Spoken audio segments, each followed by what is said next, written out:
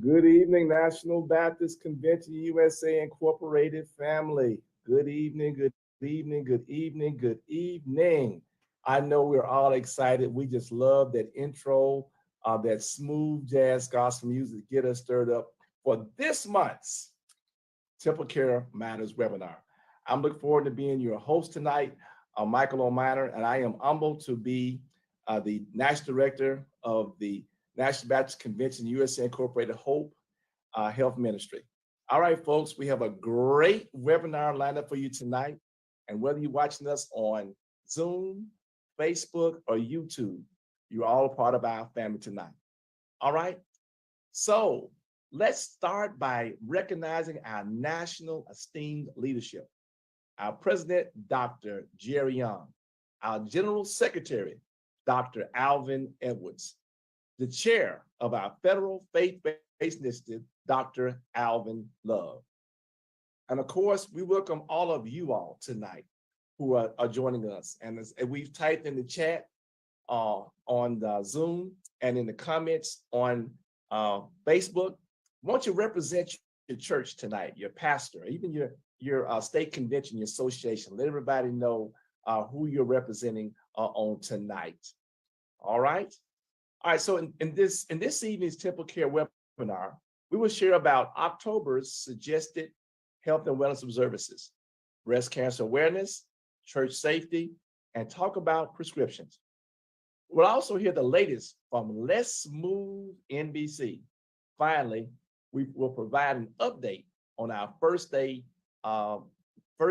mental health first aid training. Now, we got to do our little promo because we want to let you all know who is helping us support this webinar. This evening's webinar is supported by funding from the NIH's All of Us research program. We want you to join our NBCU Hope team in becoming 1 in a million in one of the nation's most robust research studies. To learn more, you may go to joinallofus.org/NBCUSA. You see it there on the screen. joinallofus.org/NBCUSA. And as a great radio personality in the Memphis area used to say, and you'll be glad you did. All right. This webinar is the 7th. Of course, Duke, our technology person, point person, wants to remind you that this is the official site. When you go to it, there are other sites that says joinallofus.org, but you want to go to the site that has the picture of Sister Minor and I on it. When you see our picture, you know you're on the right site. Thank you there, Brother Duke. Now, this webinar is the 7th of a series of First Tuesday Temple Care Matters webinars that have been evolved into hybrid events with virtual and in-person watch gatherings at our local NBCUS congregations.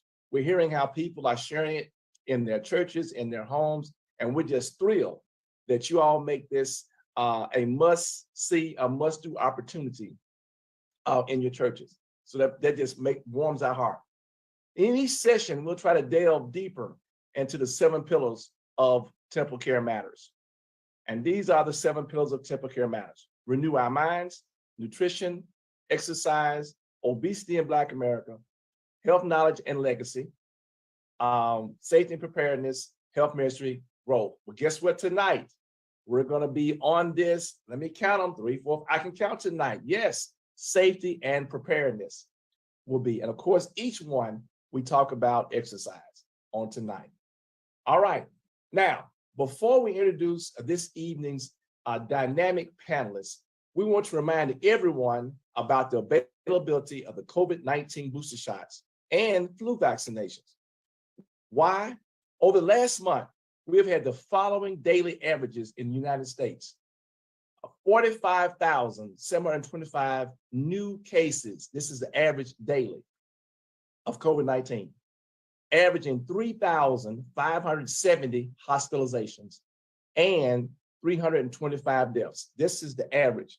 And I know in America, we say, well, it's not thousands of deaths and everything else, but those 325 people were somebody's moms, dads, brothers, sisters, cousin, and everybody else. So NBC USA family, let's be sure to get our boosters, get our flu vaccinations so that we won't become one of those statistics. All right, let's go get boosted. Now it's time to introduce this evening's distinguished group of panelists. All right, to share about church safety, we have a dynamic duo.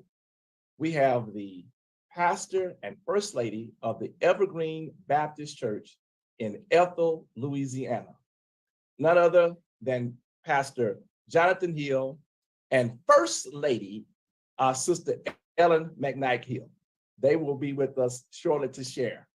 I call them the dynamic duo. And isn't it great, NBC USA family, to see some youth that's letting us know that our NBC USA has a great future ahead of us. And we look forward to hearing from Pastor Hill and First Lady Mcknight Hill. All right, and our second panelist tonight, we're looking for somebody to share about breast cancer awareness and have a testimony. And little did we sometimes you overlook people that are right there in your midst. And we're excited to have our very own team member, Sister Bettina Campbell, amen, who's going to share with us tonight her testimony. And I'm just telling you, your heart's going to be touched, what you're about to share. So I'm telling you, I'm just bubbling over for what we're going to have tonight. So thank you, Sister Bettina. We look forward to you sharing. All right, everybody. I hope you're ready. I hope you got your questions ready. Put your comments and questions in the chat. On the comments, we're going to get it. We're excited again. I'm looking over here to my left to Facebook, and we're on several different Facebook pages, and people are there, and the views are strong. We're here on Zoom. Y'all just making me, can I be straight up Mississippi? Y'all are making me happy, glad tonight. So we're excited, and we're so excited to continue advancing the vision of our President, Dr. Jerry Young, as we envision the future exceptionally. All right, now let's hear from the Hills and church safety. All right, so Pastor Hill and First Lady Mcknight Hill, we are in you all's hands.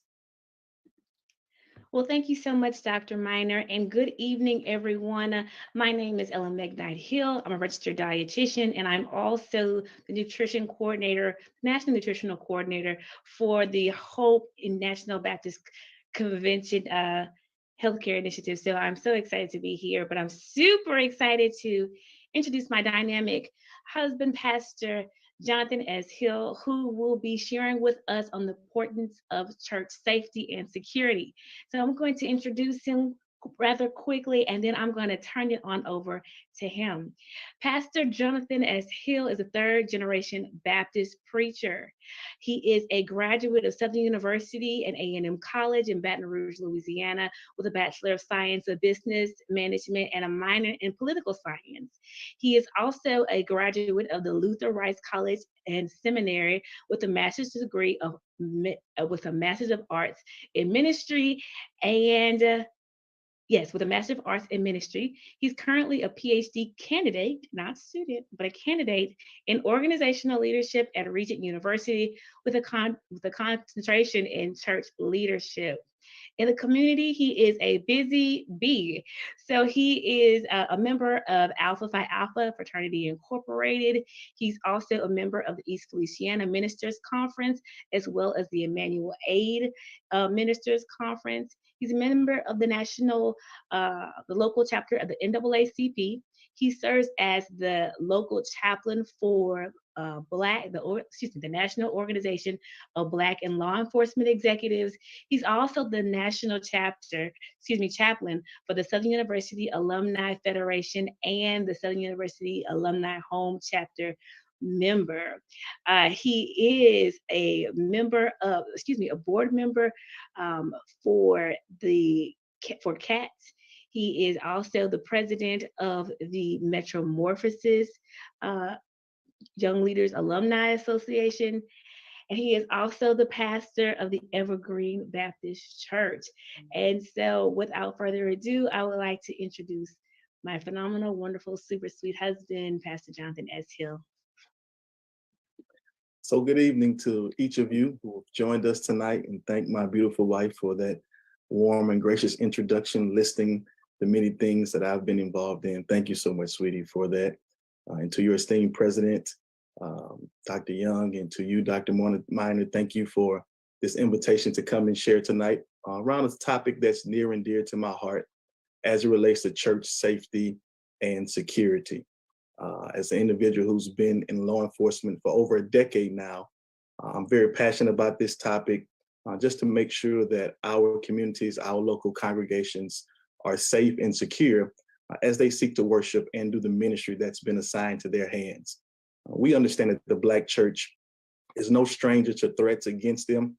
We've seen that from the early existence of, from the inception of the church, even until this present day. And so tonight, really just want to walk through at a very high level, some things that I believe are important as it relates to your church safety and security, and some things I want you to take into consideration as you go back to your respective congregations and just begin to take an assessment of what you see and how things operate. Don't have the time to get into it in depth tonight, but want to give you a few points hopefully you can walk away with that will be insightful and will serve as an enriching time for you on tonight. And so think about church safety and security, and I want to kind of ground this for a moment in scripture. This is taken from the book of Nehemiah at chapter 4. If you're familiar with this passage, Nehemiah has an assignment to go and rebuild the wall there in his community. And as he's rebuilding the wall, he has to deal with some threats that come up against him. And I like the story of Nehemiah because it's one that inspires those of us who enjoy rebuilding, but also those of us who enjoy leadership, structure, and organization. And just reading the 4th chapter and taking a few things from it, it talks about how he had to deal with some individuals who conspired to come together to attack Jerusalem and create confusion. So Nehemiah has to put a plan in place while he's working to do the work of the Lord and seeking to rebuild, to make sure he has the right people in place to deal with the uncommon threats that he will have to take.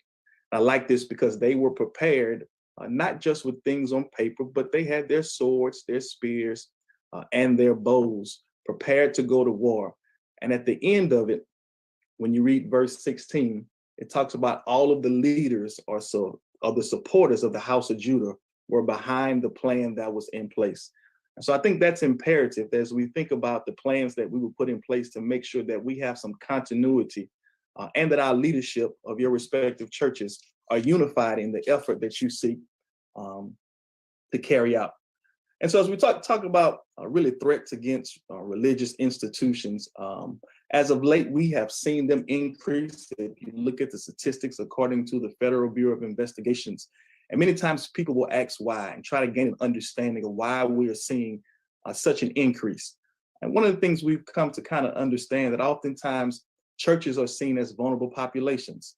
The truth be told, when you come to church, your mind is really not a lot on safety and security. Most of us feel safe going to our respective congregations, our local churches. We don't often think about an active shooter being robbed, things of that nature. But unfortunately, that's a reality that we have to face now in our society. And that comes in all different forms. But also, we know we live in a world where evil is ever present. And there are just some evil people who are focused and committed to doing evil things.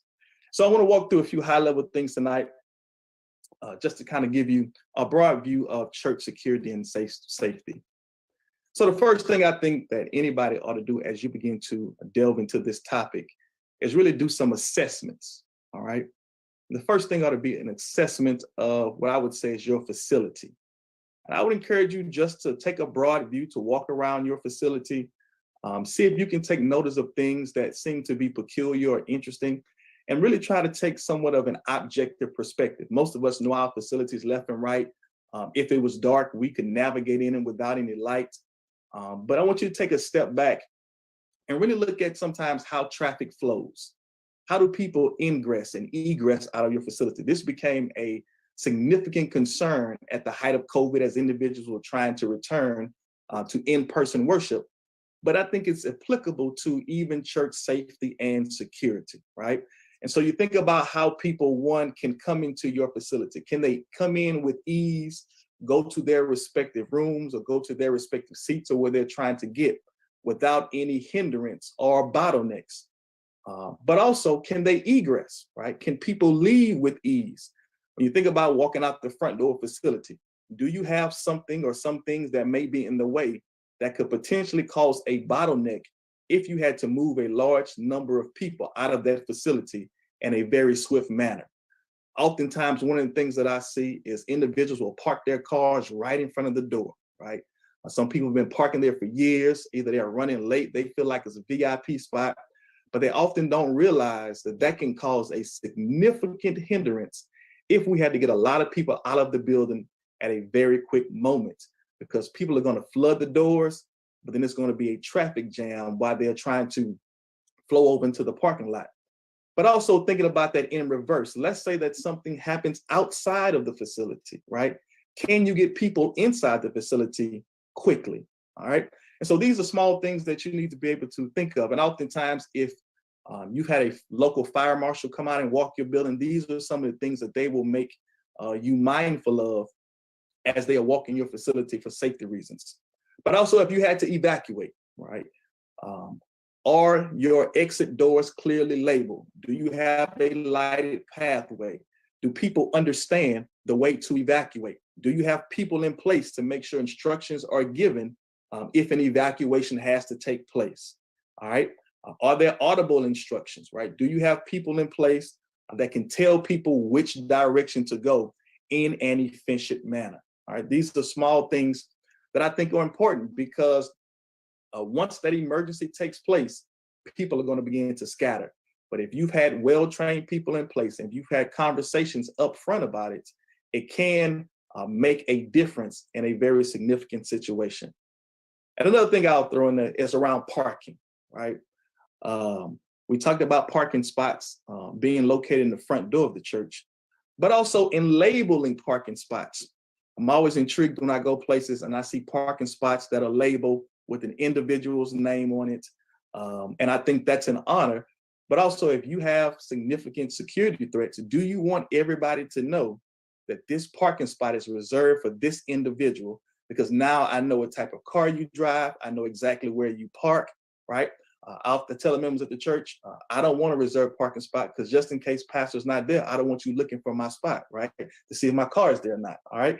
And so these are things that you ought to be thinking about. Now, I'm not telling you to go remove your leader's reserved parking spot sign with their name on it, but maybe the spot could just merely say reserved. Maybe it doesn't have to have a title or a name, right? And you can know that that spot is reserved for that individual, all right?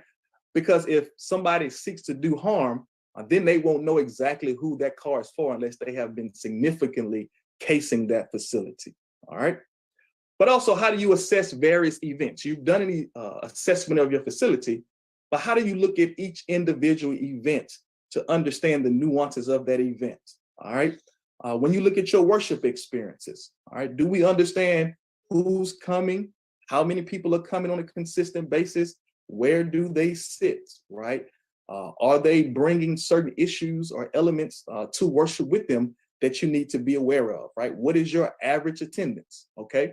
Are there controversial remarks, remarks that could be considered controversial being presented during a worship experience or an event at your church that would draw some attention, or people who may take issue with it, right? Those are things you have to think about. But also, if somebody sees something, what are they supposed to do? We've been hearing this from the national law enforcement partners, that if you see something, you ought to say something.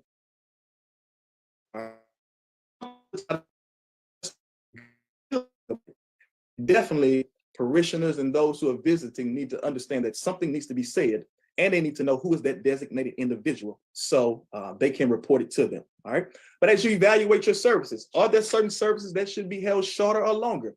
I'll give you a prime example. Your New Year's Eve service or your watch night services. Do you consider, if you're going to have them coming into the new year, you start at 10 or 11 because you want to ring in the new year in worship, should you hold that service a little bit longer after midnight to make sure that whatever may be happening externally does not affect your membership, right? Do we need to stay until 12:30 or 12:45? Now, I know that can cause some problems sometimes, but those are just small things that you can think about as you work through your security protocols. But other special events, right? Weddings, funerals, your weekday events. I will tell you that oftentimes in my law enforcement capacity, we get a lot of requests to work funerals, all right? Especially when it has been the person has died as a result of violence. Oftentimes there is a concern about retaliation. And so they will bring in a contingent of 4 or 5 people that are assigned to work security at that funeral. Now, these are 4 or 5 people who are different from maybe the escort that's going to get it from the funeral to the interment. These are just individuals who are assigned to make sure that that event goes off without any issues, to have a significant presence there. But then oftentimes we will also call in backup who will patrol the local community during that event, all right, to see if they see anything that may be happening while the event is going on. And so these are things just to be mindful of. Now, we never want to give the impression that we don't want people to come, or we don't want the church to turn into a police state where people don't feel safe. But there are some elements that I believe oftentimes we have to make sure they're in place so individuals are safe, all right? But then communication, as you put these protocols in place, who needs to know, what do they need to know, and why do they need to know it? I can't say that everybody needs to know everything, all right? But there are certain elements I would suggest that you share with those individuals who need to know on a certain basis to make sure they are trained and equipped to execute what's necessary at the certain time, all right? But as we talk about security, right? Does your church have its own internal security team, right? And I know that can be, that can range for various churches based off your size, and you have to scale that, right? But if you're going to do it, are these individuals trained? What level of training do they have? Do they have some situational awareness? I will tell you that at the height of several large incidents as it relates to places of worship, a lot of people were talking about, we're just going to arm several people in the church so they can be prepared. I don't want to say that's a bad idea, but that raises concern, because if you have not been adequately trained to use that firearm once an incident happened, you can be more of a problem than a help, all right? And so these are small things you have to think about. But also, can your local ushers or greeters really be the first line of defense, where if they see something out of line, they are able to share it, all right? Do you have the ability to have law enforcement, right? Sometimes you need a full-time law enforcement there for every event. Other times it may be something simple as, hey, we have a large event coming on. Do you mind just passing by to do a courtesy visit? So there's some presence. And most departments, if they're not super tied up, they don't have a problem sending somebody to be in the area for an event you have coming up when that relationship has been established. Active shooters. We have seen this just kind of overrun our news cycle as it relates to schools. We've seen several in churches. We know there's really no true profile of an active shooter. The data we do know that it's largely 63% white men who commit these type of incidents. But there are some resources out there with the National Security Council about run, hide, and fight. One of those things, you have to make a decision when that happens, which one you will do. And so they have some videos and resources out there that I would encourage you to go online and look at those resources and see if they're applicable for your congregation and if you're comfortable in sharing them. But then emergencies. What happens if you have an emergency at your facility, right? And let's just take away the notion of it being something criminal, a criminal element. It could be a medical emergency. It could be a fire, right? Do we have people understand what needs to happen? First aid trained, people who can be immediate first responders, all right? Individuals who can assess the situation, bring some calm to it so we can find out what's going on. One of the things I would suggest you consider, especially for those churches who may be in a rural area, what is the response time of emergency vehicles getting there, all right? And so I was at a church recently and they had a medical emergency and they called 911. And the question from 911 was, can you give me the address of the church? And nobody could give the address of the church to get 911 there. This individual had gone into, I believe it was a diabetic coma. His sugar had dropped significantly. But what they didn't realize, because it was just a significant panic moment, was that they had a nurse or an LPN who was there in the worship experience, a member of their church, and nobody thought to go engage that person. And so just those little small moments, those details that you can think about on the front end. family emergencies, right? I list this because one of the things that I think I want us to be aware of is oftentimes we've seen a significant increase in domestic abuse situations. And the church is not foreign to this, all right? And so do you have a protocol in place for if there's a domestic abuse situation between a couple and they show up to church, or one party shows up to church and then the other party shows up later, all right? Or if there's been a divorce or there's a issue with the children, right? And one person has custody this weekend, the other one doesn't. And that brings about some tension, right? How do you navigate those moments? And so these are just small tidbits of things that I would hope that we can consider as we navigate the world that we live in with church safety and security. So I'll pause there to see if there are any questions. Just wanted to give you a high level of some things to consider. I'm not sure we'll take them now or later, but I'll yield back to my wife to kind of moderate this moment.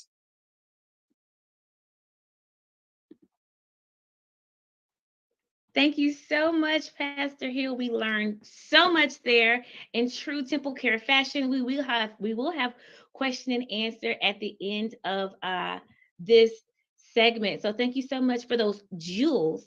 And we are excited about engaging you further in the question and answer period. Thank you so much. Dr. Minor, back to you. All right. Thank you so much, First Lady Ellen. I'm just so thrilled to be able to say that. And thank you, Pastor. I'm going to say it early, Dr. Hill. And I want you all to know that Dr. Hill is working on his earned PhD. And we're just excited for him. And we do have a couple of questions that we'll hear. For those that may leave early, somebody reminded us that this year's Watch Night worship is going to be on a Saturday night. So, all right, but we're going to go on. And we still want to give a little shout out to the Evergreen Baptist Church in Ethel, Louisiana, for having the foresight and the God's guidance to have such a dynamic duo as their pastor and first lady. All right, now it's time for our All of Us Research Program promo. So why don't you go, if you haven't been, why don't you go right now to joinallofus.org/NBCUSA and sign up this evening. joinallofus.org/NBCUSA. All right, so be one of the million for families who have lost a loved one to breast cancer. And also remember for us as National Baptists, this study is already showing that the most number of people ever in a study with folks with sickle cell, it's mainly with Black people with sickle cell trait. And I'm hoping that in my lifetime, as we go in and we become a part of this joinallofus.org/NBCUSA research study, that in my lifetime, that we will live to see a cure for sickle cell. Amen. All right. Thank you. In October, we will see lots of pink as we observe Breast Cancer Awareness Month. Somebody may wonder, why am I not wearing a pink shirt tonight? I decided, since we talk about church safety, I would be like workman oriented. So when I get back to the church, it's reminding me, especially some things that Pastor Hill said, I can walk around, check some things out. So I'm ready to work. All right. So now we direct your attention to our NBCUSA homepage for more information and helpful resources about Breast Cancer Awareness Month. All right. Okay. Now let's prepare our hearts and minds for a very special guest this evening. Sister Bettina Campbell is a breast cancer survivor and one of our team members. Often you have to go way out and find things and whatnot, but we have here one of our own. Good evening again, Sister Bettina. Good evening, Pastor. All right. Yes, and I'm also her pastor. All right. The Hill Hernando. Yes. Where we're dedicated to service after the benediction. After the benediction. All right. Yes. All right. All right. So and I love what you have in your background here. Wow. The theme behind your head and everything. So I know that you're I know that somebody that's near and dear to you put that together. All right. Okay. And I also want to say this is we won't go delve into it deeply in this discussion, but we also know that men do also. I have a good friend of mine, very good friend of mine, who died from a man, died from breast cancer. So Yeah. all right. So let's jump right into it, Sister Bettina. Would you briefly share about your breast cancer diagnosis? Well, I was first diagnosed in April of 2003. I was on a vacation at my daughter's. I had a mammogram. I'd gone on vacation and was enjoying myself. I never thought any more about the mammogram. And I got a phone call from my doctor out there saying that they would need me to come in and do some further testing when I got back. I said, okay, and promptly put it out of my mind, because it was actually when I thought that I was the most healthiest in my life. I was walking and running out. My hair was just growing like crazy, and I was at the right weight and everything, and I was feeling good. But when I got back, I was tested, and the doctor called my office, and he told me that that I had tested positive for cancer, and that I was going to have some kinds of intervention done. And I was at the office when he called, and my staff knew that I was expecting the call. And one of the young ladies, she saw me in the office crying, and she ran and grabbed the rest of the staff, and they just came and embraced me. And we right then began to immediately form a circle and pray. Wow, that's something. I just can't even imagine. All right, well, you were shaken by your diagnosis, so we got to ask us. There are other people that are watching now, may watch, may come to it. So I got to ask you, what helped you through during the early days of your diagnosis? Well, first of all, prayer.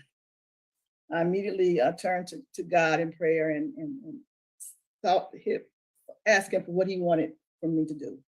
And then my husband was very supportive. And I had my family, especially my sister. She was right there with me and let me know that she was going to be going through with me. And then I think one of the most important things for me during that time was that I believe in the Bible, and I believe at that time when I was sharing with my best friend, her husband was a doctor. Well, first of all, my doctor told me that it was early stages yet, and he didn't think I would have to have any treatment even. Then I talked to my best friend, and her husband was a doctor, and he said, tell me just exactly what the doctor said, and I did. He said, well, from what you're telling me, I don't think you'll have to have any treatment. And then I went to one of the ministers from our church, had been ordained and had his own church, and that Sunday, he said he gave me the same information. So that was confirmation for me of 3. So that helped me tremendously. Wow. Well, how can I put this? How did being diagnosed change you? How did it affect the way you looked at yourself? Well, now, if we on different levels, physically, it scared me because, although they were saying that I probably wouldn't have to have any treatment, I didn't know. And it was like, it's my breast. If my breast is gone, what's my husband gonna think? How am I gonna look? I also wanted to find out just it changed me in a sense that spiritually, that it made me want a closer walk and develop a closer walk with God, understanding. And then it helped me also to know that I wanted to share. I think one of the things that affected me the most during that time is that I told you I had my sister who was very helpful, and she came and told me one day that her friends were praying for me and her church was praying for me, and I was just outraged because this is my diagnosis. Who told you to share my diagnosis? I didn't give you that permission to do that. How do you know I wanted anybody to know? And and God spoke to me and he said, if you're not gonna tell anybody I heal you, why should I heal you? And I'm like, okay, Lord, I'm with you. I'm gonna tell the world. Oh, wow. Well, who, what, where did you turn to? again, I turned first to God, and Mhm. then my wonderful husband, he was just everything that I would hope that a husband would be at a time like that.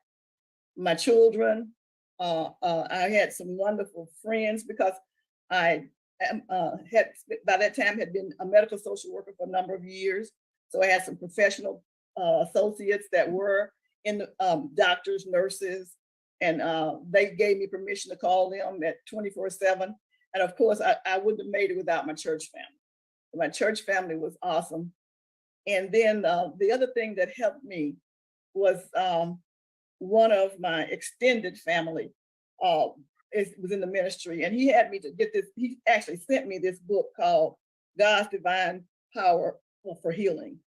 And it was, and that book, I took it and I read it, but before I could trust in it, I matched up the scriptures in that book up with the scriptures in the Bible, and they were there. And so I really use that book a lot to help me be able to call out scriptures when Satan was and doubt and fears were coming against him. Okay, well, you know, this was some time ago that you went through your journey. What, if any, additional outlets could you have used or turned to that you not feel that weren't available at the time? Well, I think that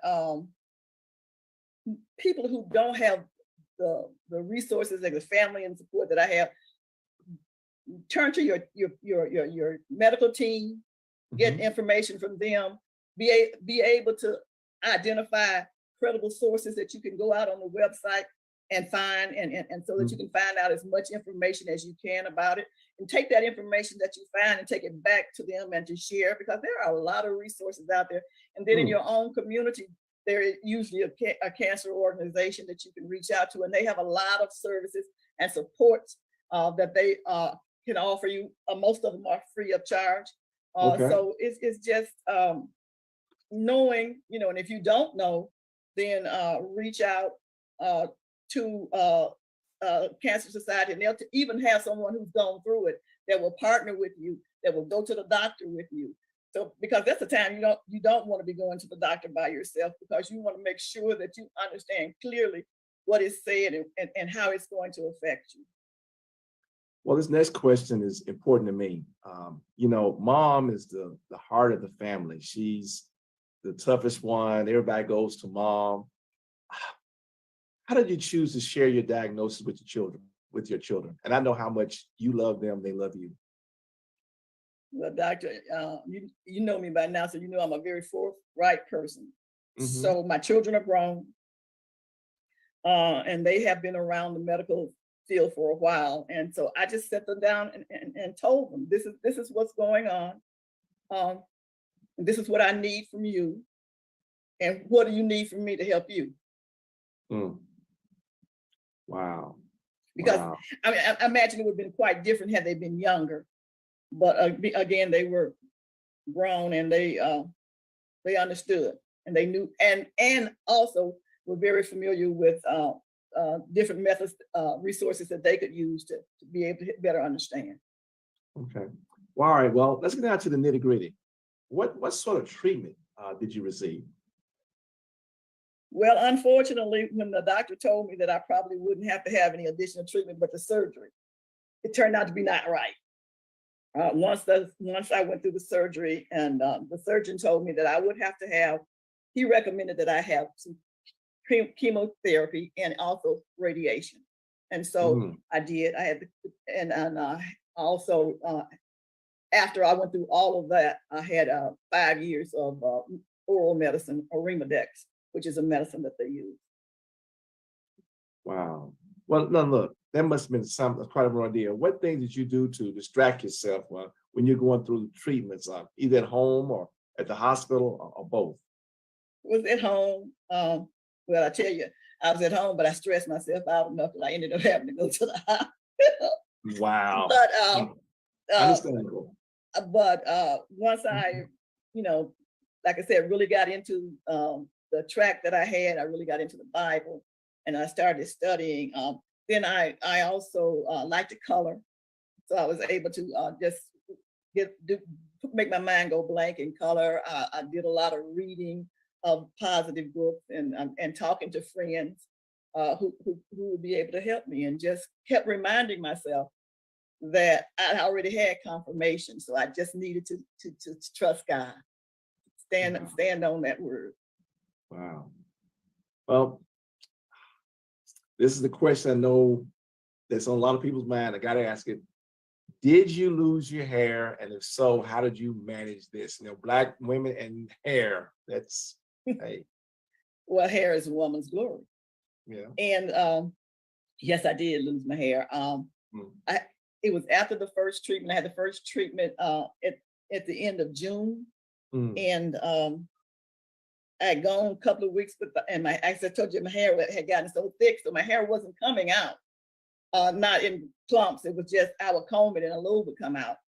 And so, and I noticed that a little bit more started coming out. So I said, let me go to my beautician and let them cut it back, and maybe it'll be all right. I won't lose it all. So I went to Doug, and he trimmed the edges and everything, and he put me in the water. And when that water hit it, I don't know what it did to my hair, but whatever it did, he said he had never seen anything like that before. And he had a lot of patients that had cancer.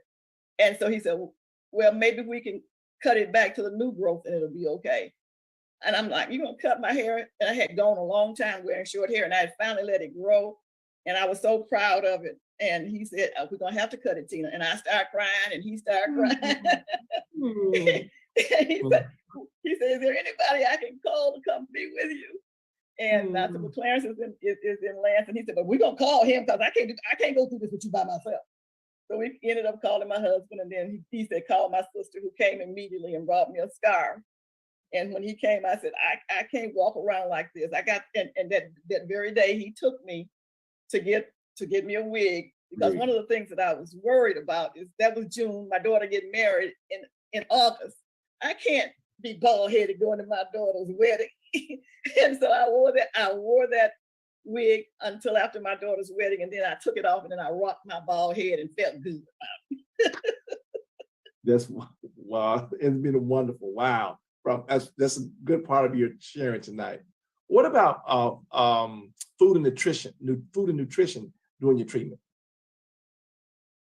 Well, a lot of times after treatment, you're not hungry. You don't have much of an appetite. So I ate a lot of fruit, a lot of smoothies, did a lot of Ensure. And then after the chemo was over and radiation, it didn't affect me that way. And so I was able to eat a balanced diet. So I just made sure that I did do that I ate 3 times a day, and that I make sure that I ate my vegetables, something that I don't care about, but I made sure that I ate my vegetables and lots of fruit, and just tried to, do it balanced. Okay. All right. Well, once in my life. Okay, good balance. Okay. What advice do you have for other women who have recently been diagnosed with breast cancer? Well, I get asked that a lot, because a lot of my friends and my associates want me to talk with their friends. And the first thing that I tell them, they want me to know, well, what did you do? So I share my story with them, but then I help them to understand. I'm not fully sharing everything here tonight. It's a powerful testimony, but I want them to understand that first, you need to seek God's face and find out what it is He has for you, and what and then stand there and wait on Him. You need to be talking to your doctors, trying to get all of the information that you can from them and the understanding, and then rely on your friends. At that time, you want somebody who's really a friend. You don't want somebody that's going to be there to tell you what you want to hear or what they think you want to hear. You need somebody there to tell you the truth and to help you to accept what you're going through, and just be there to be supportive of you. So get that support, get that support system going, because it's critical. Wow. One thing you do is you'll find out who you are. I like that. Y'all look, write that out. What you just said, powerful there. You'll find out through this process who you are. Wow. Wow. Wait a minute. That might be the title of your forthcoming book. I'm not writing a book. That's my daughter. All right. Well, y'all get together on that. But anyway, but look, you shared a lot. But I want to just pause. Is there anything else you'd like to share before we end this segment? Well, again, I think that it's just important that you understand who you are and that you try. It's hard not to do, but you become, because when hearing a diagnosis like that is very frightening. But if you can get over your fear, understand what the doctors are saying to you, work with them, and most of all, trust in God. And his message for me was through my godfather come and talk to me, and he said that if you get over your fear of dying, you should live and not die. So trust in the Lord and trust the process. Wow. Wow, really good. Y'all, that's a praise break. Come on, we need some amens in the chat and then on Zoom, whoever, and Facebook. Whew. I feel like I've been in church tonight. Sister Bettina. It's just a blessing, y'all. I just want to give credit again to our national leader, Dr. Young, who just allows us to do these things and share. And people always talk about what is the national doing for them. This, folks, and look, this is going to be recorded. We're on YouTube, we're on the Facebook. Just share this thing. I have just been moved. And I've heard her share before, but y'all, she has really shared tonight. I would get up and do one of the little holy dances and whatnot, but I'm already on webinar, so I'm just gonna leave it be. But it's just really been great. And look, I see it coming through on Facebook and Zoom. We're just so wonderful. So you know what we gotta do now? Look, I know I'm your pastor too. So it seems like we're gonna have a little thing at the heel between you and Sister Willie Jean and Sister Vaughn. I'm seeing that coming. But anyway, but thank you. And look, and we're gonna have some questions, but we get those questions at the end coming back through. Thank you again, Sister Bettina. So wonderful, and there's so much love. So much love coming here from, you see the stuff on Zoom, but so much love coming from our Facebook. And one of our regional health ambassadors said they wish they had to share the testimony in the annual session. Yeah, wow, wonderful. Thanks again, Sister Bettina. We're gonna see you in a few more minutes to talk about mental health first aid, but you really blessed us on tonight. All right. Woo-hoo.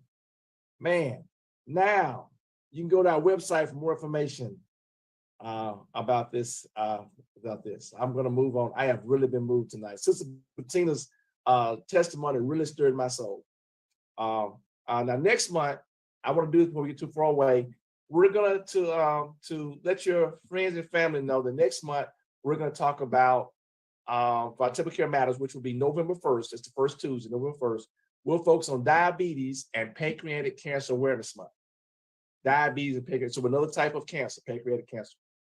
Okay. All right, and we are getting these questions out here.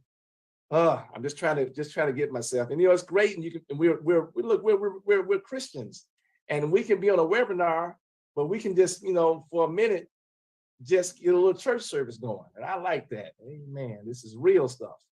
All right. Let the church say amen. All right. Now, October is also Talk About Prescriptions month. Talk about prescriptions. We had thought about bringing in a pharmacist and all that type of stuff, but we said we wanted to keep it simple. Duke's gonna highlight our JPEG here. We want to just hit at you 5 questions that we want you to make sure that you be able to ask your doctor or nurse practitioner. There we go. How and when do I take it, and for how long? Even, we think when we go to the pharmacist, it's going to be on the bottle. Sometimes they may be a little different. We should ask right when we are there with our health professional. What side effects can I expect, and should I do anything about them? If you have an ongoing relationship with your health professional, they should know what issues you have. For me, I'm allergic to caffeine. I'm allergic to milk products. And there have been several times that there have been medications, and between my doctor and pharmacist, they caught it. For the average person, no big deal. But for me, the medicine that was going to make me well would have made me very sick. All right, question 3. Risk medicine works safely with other medications I'm on. That's something we don't think about. If you get to a certain age, you're going to take more than one medication. You may take 5, 6, 7, 8. And then, we're good about taking all these supplements and everything else we see on TV and whatnot. But what we don't realize is that we got to let our doctor and our pharmacists know all the things we take.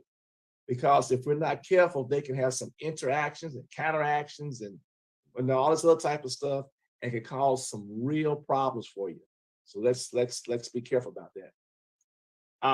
And how should I store this medicine, especially if it's some kind of opioid?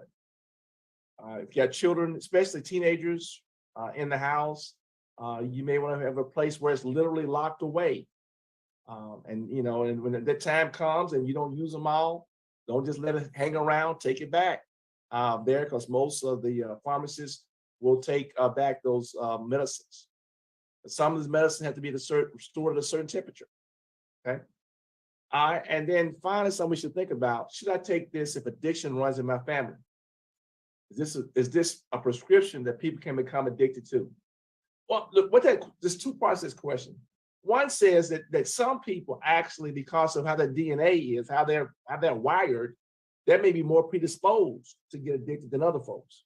That some people may take tramadol for a few days and it's no big deal, while other folks take a couple of doses of tramadol and then boom, they just literally addicted to it. And I am really concerned because I've seen it in where I pastor and do a lot of work in the cross state of Mississippi. It bothers me because for so many years, they made opioids so inexpensive as a pain medication. There are a lot of senior citizens that really got strung out on these opioid medications, these Oxycontin and hydrocodone.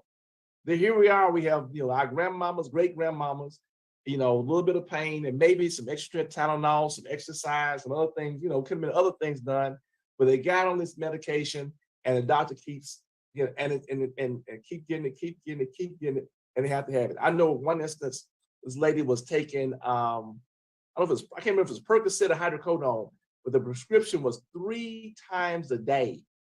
And that went on for some years. So we have to really think about that stuff and look at it.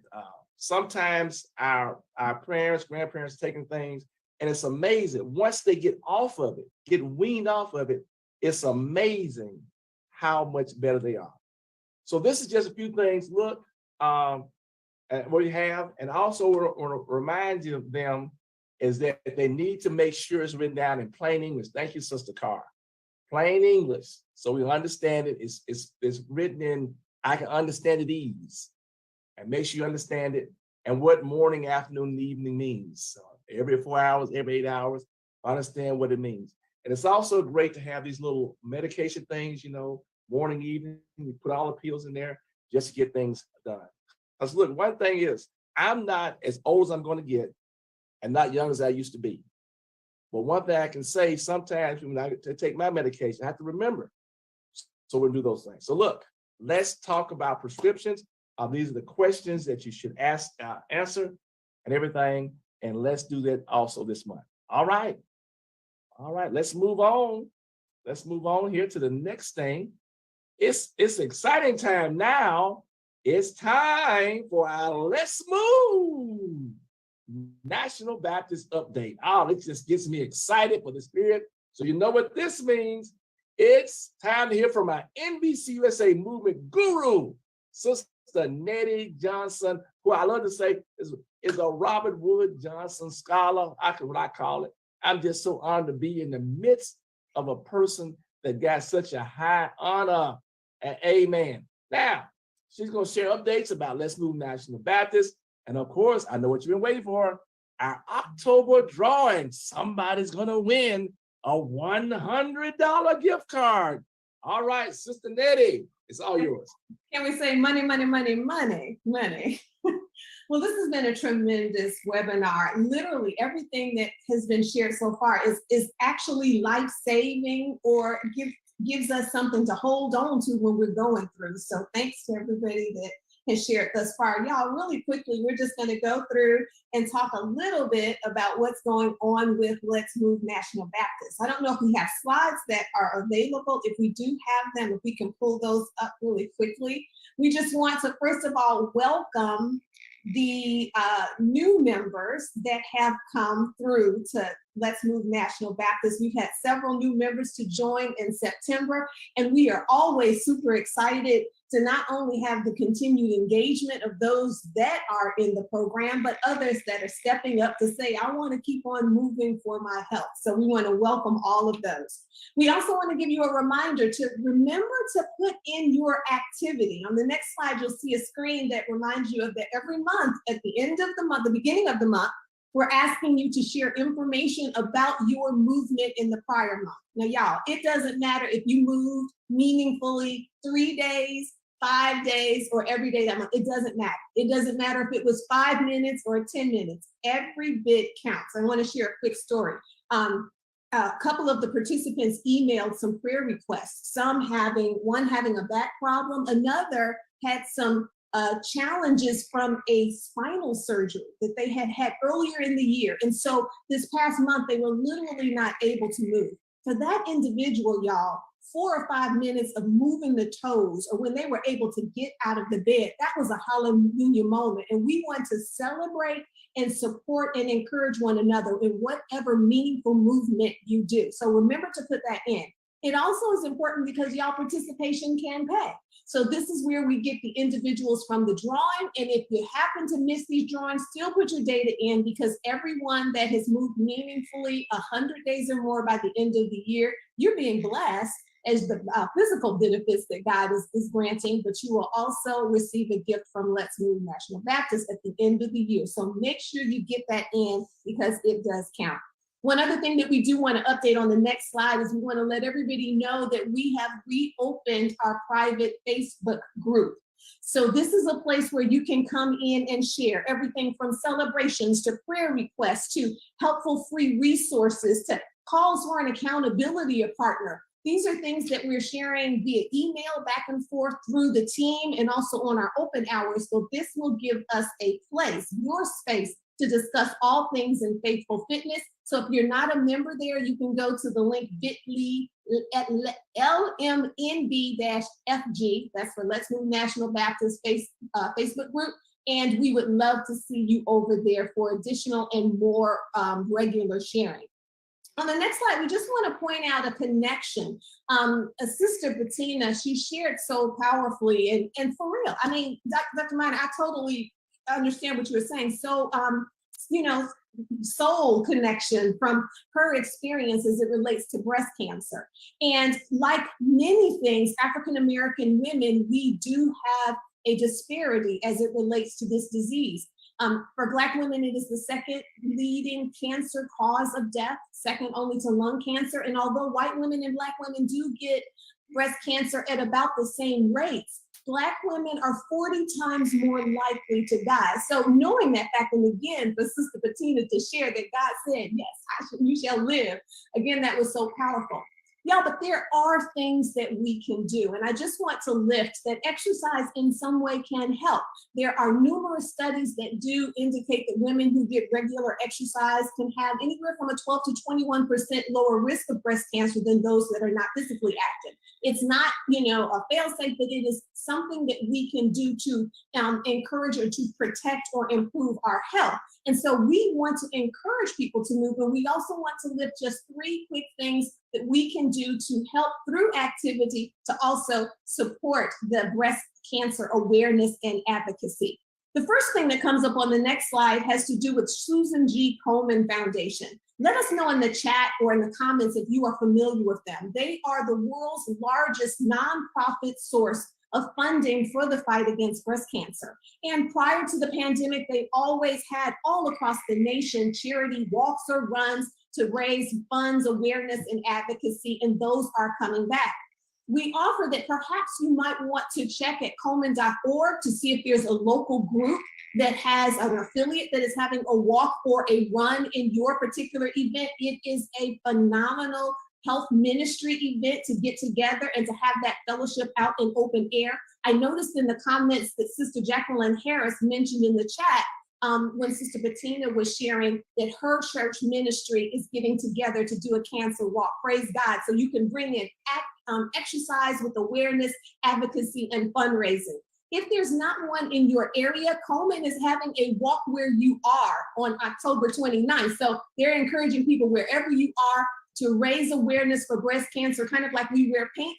They're encouraging people to get out, walk, run, do whatever you can do on that date. And if you do, please do let us know. Share some pictures because we want to celebrate and encourage you. On the next slide, just a couple of additional things that can tie into this is the Sisters Network, which is the nation's premier African-American breast cancer survivorship organization. And we encourage you to take advantage of many of their information, webinars and things like that, as they focus very specifically on African-American breast cancer in their advocacy and their education. How about listen to one of those webinars while you're taking a walk? So that's another way that we can lift it. We also want to lift that BRCF is the largest medical organization that does research on cancer. And so that is another source for information if you want to learn more so that you can equip yourself about doing your exams and some of the questions that are coming up, in addition to talking to others and being connected with resources that can help you out. And of course, y'all, as Dr. Miner already lifted earlier in this webinar, you know, data is a driver, and research can advance precision medicine, better treatments, cures. It can really help that. And by us being part of the All of Us research program, this is a way that we can help get information and data that can help to bring some cures to breast cancer and to close some of those disparities with African-American women and men as it relates to breast cancer. So we do hope that you would take advantage of some of these exercise connected type ways to address the Breast Cancer Awareness Month. And if you are a member of Let's Move National Baptist, all of this is in the email that went out today. If you're not currently a member, come on and join us. We'll welcome you on spring next month as one of the new members, and you can do that at letsmovenbc.com. Now, the last thing that we want to do, and it's what folks have been waiting for, is we want to do our drawing winner. And the drawing, again, it comes from individuals that do report they report the number of days that they did any kind of meaningful movement or activity on that form, right? So if they did one day, they got one entry. If they put in 20 days, they got 20 entries. And you also have to be present on the webinar today. We want to thank everybody that did turn in their data. Some people are doing some really good movement. And y'all, with our drum roll, our winner for this month for your $100 gift certificate is Sister Sharon Clark Edge. Sister Sharon Clark Edge, congratulations. All right, Sister Sharon Clark Edge. Let's see, can we pull her up here?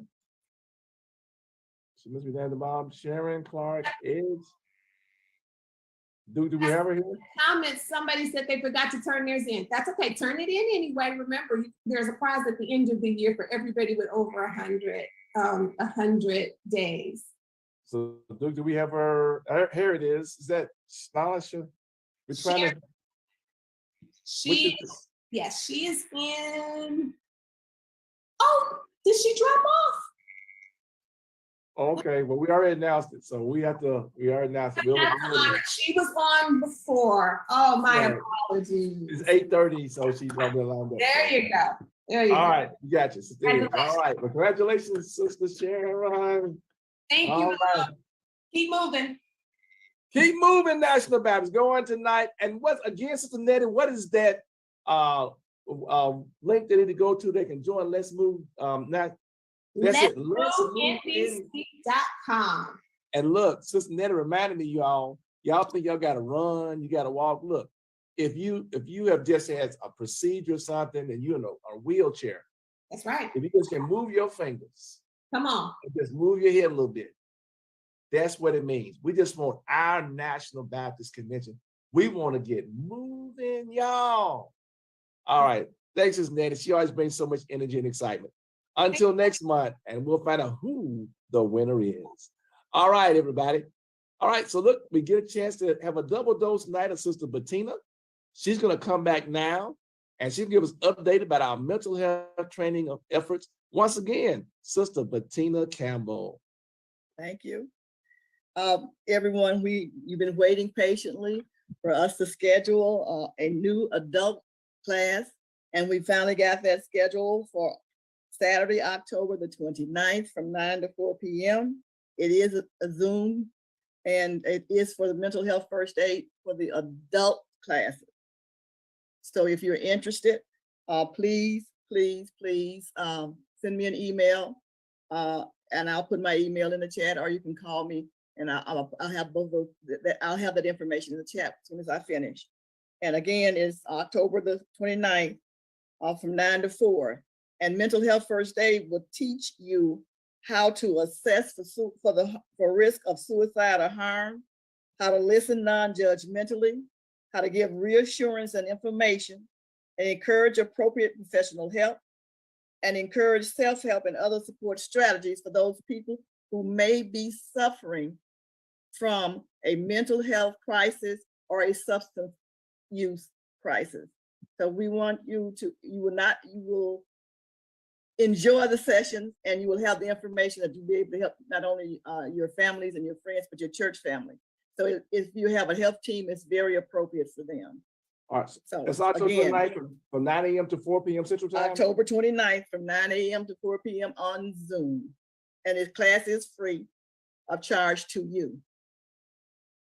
Oh, that's right, because it is being underwritten by Oak Hill Regional Community Development Corporation. All right. Okay. Look, everybody. Thank you once again, Sister Bettina. Look, everybody. I think she came back. Do we have that right, Duke? We can allow her to speak. We got Duke there, Sister Edge.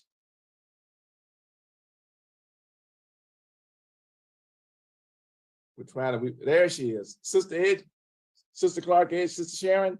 If you can just hit unmute. Or unmute. Hi, yes. I'm here. I'm here. All right, congratulations. What's your church home, pastor, city, and all that good stuff? I'm Deaconess Sharon Clark Edge from New Hope Baptist Church in Hyde Park, Massachusetts, where my pastor is Reverend Kenneth Sims. I heard that accent. Well, I lived in Boston for about a decade. I went to Union Baptist Church. They're on River Street in Cambridge. Oh, I know Union. Yep, I know Union. All right, that's good to get some good old Boston folks. So congratulations. We thank you. Look, encourage some more folks up in there and make something happen up there in Beantown. Yes, in Beantown. Thank you.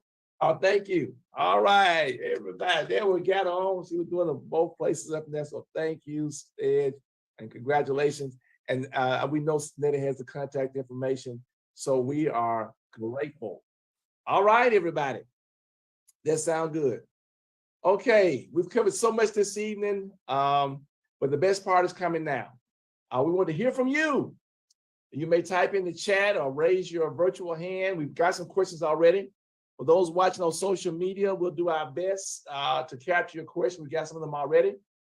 Once again, want to give thanks to our All of Us Research Program for being our major funder for this activity. And let's not forget our October marketing updates. Again, National Church Safety and Security Month, National Breast Cancer Awareness Month, and Talk About Prescriptions. Amen. You'll find additional information and resources on our NBC USA Hope webpage. That's www.hopenbc.com. And we actually are evolving. We have an app that has even more resources. So you go to the webpage there, you can go there and sign up for our app, and we get push messaging in and additional information. We're reminding about two big upcoming events for our National Baptist Convention. November 28th, 29th, and 30th, the Sunday School Publishing Board Educators Conference at Gaylord Opryland in Nashville. It's the premier event for Christian education leaders across our denomination. We have a great set of workshops, seminars, and classes there. Gaylord Opryland is a great place to be. Amen. Registration is still open, November 28th, 29th, and 30th. Go to sspbnbc.com for more information. But November 28th, 29th, I'm going to be there. And several of our team members are going to be there. And we're going to be sharing some things about hope as well. And then on January 9th through 12th, will be our midwinter board meeting. Midwinter board meeting in Birmingham, Alabama. We're going to have our board meeting on that first day. And then Dr. Young has said that we're going to have other activities throughout that week. So January 9th through 12th, all roads will lead to Birmingham. Amen. The Magic City there in Birmingham, Alabama. Now, you can go to our website, our Facebook page of Nashville Baptist Convention USA Incorporated Hope Health Initiative. We also post to the Parent Body Facebook page. We're on Twitter at @hope_NBCUSA. We're on YouTube, NBCUSA Hope. And if you'd like to enroll in any of our training or anything we have, you want to get some information from tonight's webinar, just email us at info@hopenbc.com. info@hopenbc.com. Duke's going to type in, or Sister Copper, the link. We want you to take our survey. Amen. As my late godfather was always saying, the biggest room there is the room for improvement. So take that survey and provide us some constructive feedback. Okay, like everybody do it. Okay. All right. We're going to go back for our question period. So we're going to bring back first the Hills so that they can, we have a couple questions we know, and they will respond to those questions. All right. You're all up. Thank you, Dr. Minor. Hey, So the first question, and it reads, do you recommend that churches have security guards or teams in the church and on the grounds? So Pastor yes, Hill. I do recommend that. And it may not be in a formal sense as one would consider a security guard, but I do think you need individuals who have some training and are aware of certain security measures. Yes. Okay. Second question, how late do you have service and still have members come back for Sunday school and morning worship? I'll read that again. How late do you have service and still have members come back for Sunday school and morning worship? That's for watch night. That's for watch night. Watch night. Yeah. Okay. So I think that's germane to your local community and context. You know, I would probably recommend no more than 20 to 30 minutes after midnight, you know, and that's even stretching it. But, you know, I would look at that window when you know that, and I say that really largely because you have a lot of people I know in my community who shoot in the air, right? Fireworks at the strike of midnight. And typically they'll do it for about 10, 15 minutes. And so I always suggest that you not be out during the top of the hour, right? Those hot moments. And so no more than 30 minutes, because I know the members will get restless just kind of hanging out in there. And that would be my recommendation. Right. Okay. Dr. Minor, you were saying something? I just said one other question. There was saying that they feel like maybe you probably do this for a living. Do you have any contact information if you could be consulted about doing some workshops for churches? Sure, yeah. You can reach out to me at that's JS Hill, and I'll drop it in the chat as well. There you go. All right. I'll just drop it in the chat. That way it'll be better recorded for you. You put that in the chat, I'm gonna put out in whatchamacallit. So now Okay. look, National Baptist folks, I'm also gonna be frank. Now, this young man is a professional. He's got good information. Now, when we contact you, don't talk about how he can do you a favor. Amen. Amen. If the plumber come to work on your church, you don't ask the plumber to do a favor. All right. You pay the plumber. So all I'm just saying, this young man has some great information, he's got great experience. If we engage with him, let's do the right thing. Besides, I know for a fact, he just recently got married. So there we go. All right. Anything else? And look, I just got to say this. We do thank again, I know I was embarrassed her, but I do thank Sister Ellen Mcknight Hill She's the youngest person on our team, but she has really been great for us, all us older people. We're not old, we're older, we're seasoned. And she has really added life to us, bringing ideas, different ways of doing things with technology. We were using a conference call line, and she talked about it so bad, we got up and started doing a video, and it got to be so much more life to it. And I just want to publicly thank her, and I thank her for having patience with us and being understanding, and it's great. And I'm also doing as another thing. If there are other young people out there, we welcome you to be a part of it, but she did it the right way. She knew we weren't doing it quite right. She didn't call us crazy, all this type of stuff. She just kind of, in a nice way, Dr. Minor, you think maybe y'all could consider doing something else? And when you do it in that way, you can be engaged. But I just want to say that, appreciate it much. All right, thank you. I'm going to also add this, Pastor Hill, to the master chat. Okay. All right, we got some more questions here. Okay, we got some more questions here. We got a question. Sister Bettina. Sister Bettina. Bring Sister Bettina up. Sister Bettina. This is a good question, Sister Bettina. Okay. It says, what about somebody who has limited funds when it comes to balanced meal due to treatment of breast cancer?